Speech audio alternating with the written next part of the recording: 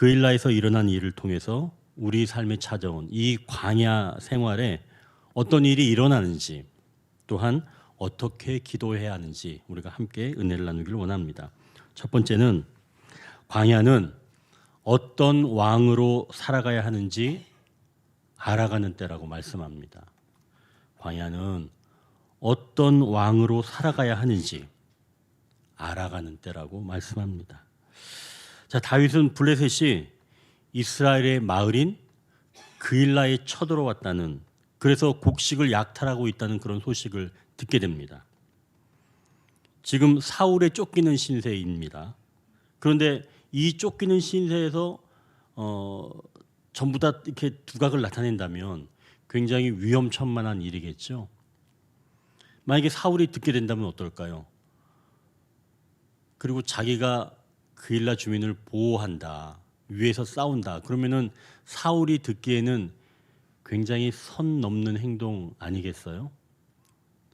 드러나기도 하고 행동 자체가 또 위험한 겁니다. 이미 오해받은 거는 분명하지만. 자, 그러면 이 상태에서 다윗이 그일라 이 주민들을 구하는 건 위험천만한 일이기도 하지만 오보다라고도 볼 수가 있는 거죠. 자기가 아직은 왕은 아닌데, 왕은 분명히 사울인데 오보하는 거다라고 볼 수도 있습니다. 그러나 이 다윗은 그일라 주민들이 받을 고통을 생각하게 된 거죠. 그래서 하나님께 여쭙게 된 겁니다. 이렇게 여쭙게 되었더니 하나님께서는 그일라를 구원하라 라고 말씀을 해 주시죠. 이 이야기를 듣고 우리 같으면 어떨까요? 하나님께 구하였더니 하나님께서 허락하셨다면 우리는 그냥 하면 됩니다. 그런데 지금 이 다윗과 함께한 사람들이 그 이야기를 듣고 상식선에서 반대하고 있는 거예요. 아니, 지금 우리의 입장은 또 적을 만들 이유가 없습니다. 지금 이 유다에서 살아가기도 벅찬데 그들을 대적으로 만든다면 우리가 안전을 보장받을 수 있겠습니까? 그리고 그들은 군인입니다. 우리가 그들과 싸워서 이길이라는 보장이 있습니까? 라고 이야기를 한 거예요. 오히려 다윗에게 좀 강하게 부정적인 어필을 한 거죠. 자, 그러면 다윗이 이제는 이 공동체를 이끄는 수장이니까 내가 하나님께 응답을 받았습니다. 미안하지만 따라오십시오. 라고 할 수도 있잖아요. 여러분들은 어떠세요? 하나님께 응답 받았어요. 그러면 응답을 받았으니까 나를 따라. 무슨 얘기야? 이렇게 할 수도 있잖아요. 그런데 다윗은 그렇게 하지 않았다는 얘기예요. 그렇게 하지 않고 한 번 더 하나님께 여쭤본 겁니다. 그래서 혹자는 이걸 가지고 항상 하나님께 2번 이상은 여쭤야 된다, 이제 이런 이야기를 합니다. 무언가 행동을 하기 위해선. 자, 그러면 다윗은 이 광야에서 정말 어떤 왕으로 살아가야 하는가 깊이 고민을 했었겠죠. 아둘람 굴에서 말입니다.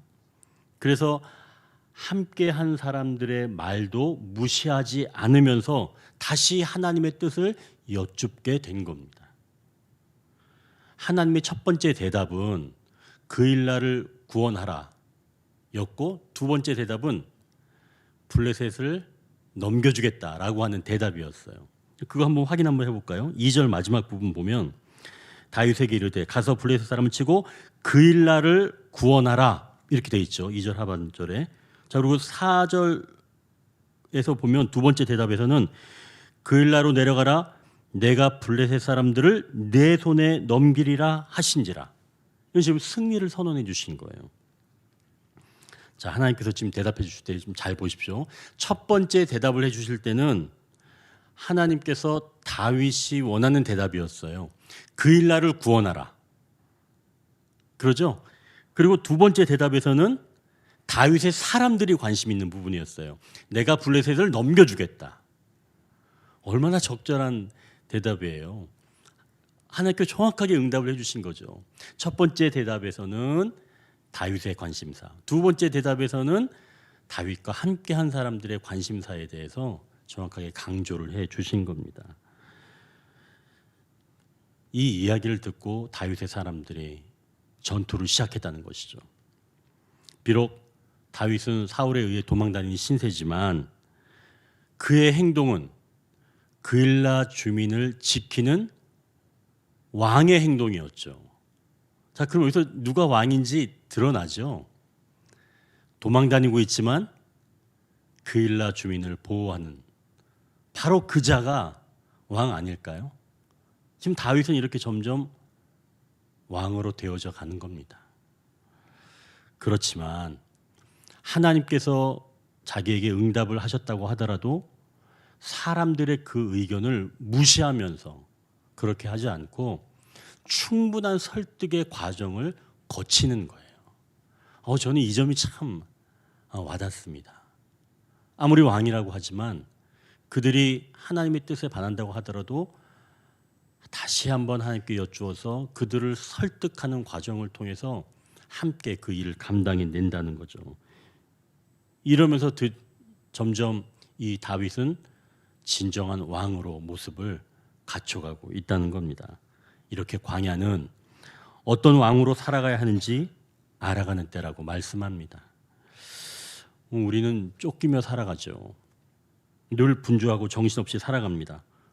그래서 매일 어떤 일을 해야 하고 또 하지 않으면 큰 해를 입기 때문에 힘이 들어도 그 일을 감당하는 거죠. 만약 이런 때 또 다른 일을 해야 한다면 그때는 망설이게 됩니다. 이때는 진정 왕으로서의 모습은 과연 이 일을 내가 감당해야 하는 것인지 여쭙는 자세가 필요하다는 거죠. 내가 분주하게 막 하고 있는데 뭔가 또 다른 일이 나한테 주어졌을 때 그때 하나님께 여쭈란 얘기입니다. 내가 왕으로서 이 일을 내가 감당해야 할 건지 여쭈어야 한다는 얘기죠. 상황으로 봐서는 충분히 피해야 할 일일 수 있습니다. 그러나 정말 내가 감당해야 할 것 같은 일이라고 볼 수도 있어요. 그때는 정직하게 여쭙고 내가 감당해야 하는지 확인하는 그러한 자세가 필요하다는 겁니다. 다윗이 노베에서 일어난 이 제사장 학살, 그것은 누구의 책임이라고 그랬어요? 자기의 책임이라고 그랬습니다. 그래서 이 다윗은 자기로 인해서 제사장이 죽는 것까지 봤기 때문에 이제는 도망다니는 신세지만 이제 자기가 해야 하는 일이라면 피하지 않기로 결심한 거죠. 물론 위험천만한 일일 수 있지만 또 함께한 사람들이 위험해질 수 있지만 그러기에 더 신중하게 이 일을 감당해야 하는지 하나님께 여쭙게 된 겁니다. 그리고 한 사람의 의견도 무시하지 않은 채 또 그들을 설득하면서 마침내 왕으로서 백성을 지키는 모습을 보여주게 되었다는 것이죠. 이렇게 광야는 어떤 왕으로 살아가야 하는지 알아가는 때라고 말씀합니다. 이제 두 번째는 광야는 하나님을 더욱 바라보는 때라고 말씀합니다. 6절 한번 보십시오. 6절 보니까 아비아달이 이 그일라로 내려와 이때부터 다윗 일행과 본격적으로 합류하게 된 것을 말씀합니다. 거기 그 손에 에봇이 들려 있다고 이야기를 하죠. 사울도 지금 그래서 이 소식을 듣게 된 겁니다. 사울은 다윗이 그일라에 있다라고 한 소식을 듣고 이건 하나님 주신 기회다라고 여겼습니다. 조금 전에 말씀드렸던 것처럼 이 그일라의 지형이 바로 문과 문빗장에 있는, 즉 가둬둘 수 있는 바로 그러한 지형이기 때문에 그일라 주민이 협조만 해준다면 다윗을 붙잡을 절호의 기회라는 거죠. 사울은 이 그일라 주민이 블레셋 사람들에게 공격당하고 있을 때 그 소식을 들었을까요? 못 들었을까요? 사울은 들었겠죠. 그일라 주민이 블레셋 사람들에게 공격받아서 지금 타작마당의 곡식이 약탈당하고 있습니다 라고 하는 그 소식을 왕이니까 사울이 분명히 들었을 겁니다. 그러면 그때 움직였어요? 사울이? 그때 안 움직였어요. 근데 지금 어느 때 움직이는 거예요? 다윗이 그일라에 있다라고 하는 그 소식을 듣고 움직이기 시작한 겁니다. 뭐 하려고? 다윗을 붙잡으려고. 자, 그런데 다윗을 붙잡으려고 도대체 얼마나 많은 사람들을 불렀는지 한번 보실까요? 8절 한번 보십시오. 사울이 모든 백성을 군사로 불러 모으고, 너무 어이가 없어요. 백성을 군사로 불러 모았다. 물론 당시에는 정예군이 있고 또 모집하는 그런 병사가 따로 또 있습니다. 근데 이 다윗을 잡으려고 백성들까지 다 불러 모으게 되었다는 겁니다. 기존에 있는 그런 병사 말고 수천 명, 적어도 3천 명 이상 있었을 텐데 그 병사들 말고 다른 사람들을 더 불렀다는 얘기예요. 다윗을 붙잡으려고 그랬다는 얘기죠. 이제 이 이야기를 다윗도 알게 됩니다. 그래서 이제 제사장의 에봇을 가져오라 해서 하나님께 여쭙게 되죠. 이때는 상황이 좀 급박해서 다윗이 두 가지를 여쭙게 됩니다. 과연 사울이 내려오겠는지, 두 번째는 사울이 내려올 때 그일라 사람들이 나를 사울에게 넘겨줄 것인지. 이 다윗이 하나님께 두 가지의 것을 질문을 하죠. 그때 하나님께서는 두 가지 다 바로 대답을 해주셨습니다. 사울이 내려올 것이며 그일라 사람들이 너를 그에게 넘겨줄 거다. 이렇게 하나님께서 말씀을 해 주십니다. 자, 다윗이 그일라 주민을 구해 주었다고 해서 그일라 이 주민들이 다윗에게 충성하라는 보장은 없는 겁니다. 즉, 사람은 사랑을 받아도 그 반응은 냉담할 수 있다라고 하는 거죠. 그일라 사람들은 지금 은혜를 모르는 사람들이에요. 다윗과 그의 사람들이 목숨 걸고 그들을 구원해 줬지만 그들은 사울에게 다 넘겨주려고 하는 마음이 있었다는 겁니다. 이 얘기는 뭐예요? 곧 그들은 악하다라고 할 수 있는 거죠. 사람은 악한 거예요. 또 하나 이유가 있을 것 같아요. 또 하나 어떤 이유가 있을까요? 그일라 사람들이 얼마 전에 일어났던 그 노 학살에 대해서 몰랐을까요? 알았겠죠. 그 많은 사람이 다 죽었는데 몰랐겠어요? 다 알죠. 이 자기네들이 섣불리 다윗 편을 들고 감춰주기라도 한다면 사울에 의해서 그일라 온 주민이 희생당할 수 있다라고 하는 생각을 하지 않았겠어요? 그래서 다윗을 보호하지 않고 사울에게 내줄 마음이 있었다라고 볼 수도 있겠죠. 그럼 이건 뭔가요? 연약함입니다. 첫 번째는 악함이겠고 두 번째는 연약함이겠죠. 다윗이 그들을 구원은 해줬지만 그들의 악함 또는 연약함으로 인해서 다윗은 자기가 사랑으로 그들을 구원해 냈지만 그들에 의해서 보상은 받지 못한다는 겁니다. 악함 또는 연약함이기 때문이죠. 그래서 이 광야는 사람을 바라보지 않고 하나님을 바라보는 때라, 그런 말씀입니다. 광야는 사람 바라보는 때가 아니라는 거예요. 내가 이만큼 해줬는데 왜 저 사람 나한테 해주지 않지? 그런 보응이 없다는 겁니다. 그건 완전히 별개란 얘기예요. 자, 그럼 하나님께서 그일라 사람들을 충동해서 그일라 사람들이 그랬을 것 같아요? 그건 아니란 얘기죠. 사람은 원래 그렇다는 겁니다. 내 삶이 광야 같은 때는 바로 그런 경험을 하게 된다는 거예요.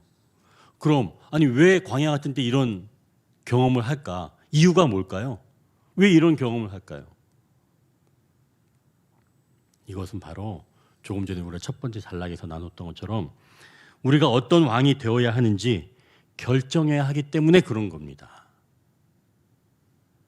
그래서 광야는 더욱 하나님을 바라봐야 하는 때라는 거죠. 내가 그일라와 같은 사람을 도와줬다고 해서 그 사람이 반드시 나를 도와준다고 생각하지 말아야 한다는 겁니다. 그래서 그 사람이 나를 넘기면 그건 기본적인 거예요. 아, 이 사람이 기본을 했구나. 사람이구나. 그렇게 생각해야 된다는 얘기예요. 근데 만약 그 사람이 나를 넘기지 않고 오히려 내가 위급한데 그 사람이 나를 도와줬다? 그럼 이 사람은 주님이 나를 위해서 보내준 사람이다 라고 여기면 되는 거죠. 그만큼 기이한 일인 겁니다. 그거는 위급할 때 나를 도와준다는 거. 그러니 내 마음 또 내 환경 이런 것들이 척박하고 푸석푸석하게 느껴질 때 더욱 하나님을 바라보시길 바랍니다. 그게 광야와 같은 때에 살아가는 방법입니다. 근데 사실 이때가 하나님과 가장 친밀해지는 그런 시간이기도 하죠. 하나님은 연약한 자를 외면하지 아니하시기에 더 이런 광야와 같은 그런 상황에 있는 자에게 찾아와 주시고 말씀해 주시고 친밀하게 해 주신다는 겁니다. 그래서 광야에서 하나님을 더욱 바라보는 자들에게 하나님은 친밀하게 다가오시는 분인 줄 믿으시길 바랍니다. 이렇게 광야는 하나님을 더욱 바라보는 때라고 말씀합니다. 이제 세 번째로 광야는 하나님이 지키시는 때라고 말씀합니다. 다윗과 그 일행이 하나님 말씀을 듣고 그 일날을 떠났습니다. 사울도 이를 알고 그 일날까지 내려오지 않았습니다. 이날 이후부터 사울의 일생은 이제 정확한 목적이 생겼어요. 뭐냐면 다윗을 잡는 것. 사울의 일생은 다윗을 잡는 게 삶의 목표요, 목적이에요. 너무 안타깝죠. 그러니까 결국 다윗이 어디에서 무엇을 하고 있는지 매일 보고를 받는 겁니다. 사울은. 그래서 잡을 수 있으면 기회가 되면 그때마다 다윗을 찾으러 떠나는 거죠. 하지만 다윗은 그때마다 사울을 피해서 광야의 요새 그리고 광야 산골로 다녔지만 하나님께서 다윗을 사울에게 넘겨주지 않으셨다라고 말씀합니다. 자, 그럼 광야는 하나님이 지키시는 그러한 때라는 거죠.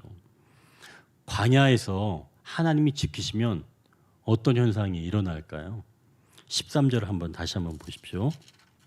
13절 보니까 다윗과 그의 사람 600명가량이 일어나라고 말씀하죠. 여러분 혹시 다윗이 처음 그 아둘람 굴에 숨어들었을 때 그때 몇 명이었던지 기억나세요? 400명이었어요. 그런데 지금 몇백 명이 됐다 그래요? 600명 됐어요.